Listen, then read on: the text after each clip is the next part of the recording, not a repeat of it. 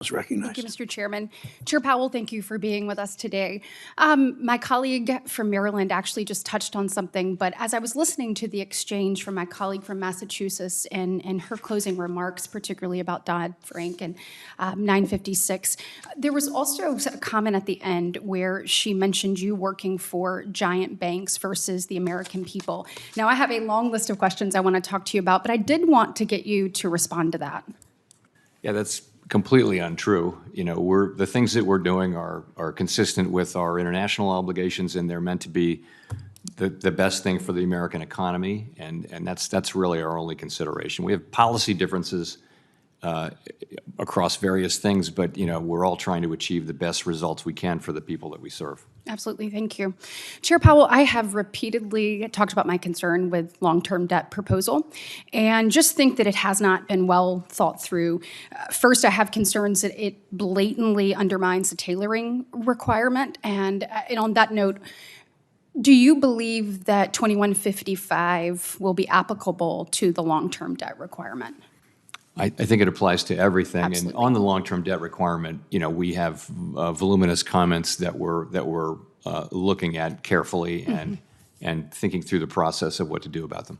No, I appreciate that because I do believe that currently it lacks a real cost-benefit analysis, and I think it really does need serious reconsideration.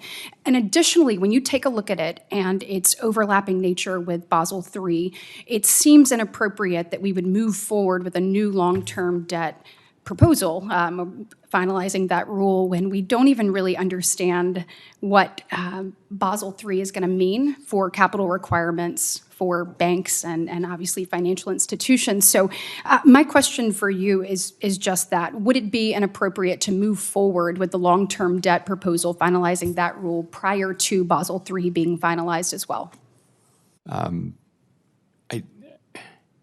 I don't know that I would give you, I can't give you a clear answer on that. It will depend. I mean, Basel III won't be finalized for some time, but that's not to say we wouldn't reach a place where people understand and accept and support what it is that we're doing. And then I think at that point, we could certainly move forward with other rules. I heard you mention to one of my other colleagues that probably by the time this all took place, it would be the beginning of next year.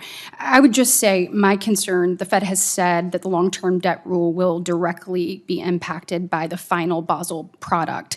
And so, you know, why would it be inappropriate or appropriate to move forward with that before banks can fully understand what they're facing from Basel? So I would just ask that y'all are thoughtful about that. These are a lot of things that people are dealing with and trying to really understand the implications of. And I think we have seen consistently that people are not taking a look at the cumulative impact of these things and not really taking a look at the trickle-down effect. And on that, on Basel, when you testified in March, you said the Fed was aware and fully considering the potential impacts of a proposal on our commodities markets. And I do want to talk about that. The commodities market, our agriculture industry, is 1 in 5 jobs in the state of Alabama. It's 20% of our economy. I am a big believer food security is national security. And the proposal would increase hedging costs by 80%, meaning banks would be far less likely or inclined to offer clearing services. So this could have a detrimental effect to our agriculture community and increase other costs providing food and fiber for our nation. When you look at inputs such as feed, seed, fertilizer prices, those have skyrocketed, and prices have ended up just getting passed down to the consumer. I mean, grocery prices are up 21% since January. So do you believe that the revised Basel proposal will alleviate these concerns that our farmers and our ag community have had about Basel III? And has the Fed done anything specifically to take a look at this? And if not, will you commit to doing so?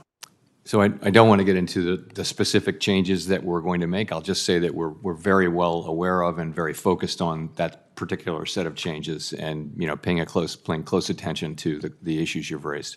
I appreciate that, and I also hope that the Fed when you craft these types of regulation, you really consider the relationship between the economic impact and the ability of community banks to serve their communities as well. I have heard you mention that to another one of my colleagues, so I know that you're committed to doing that, but that is incredibly important to Alabamians and our main streets all across the state.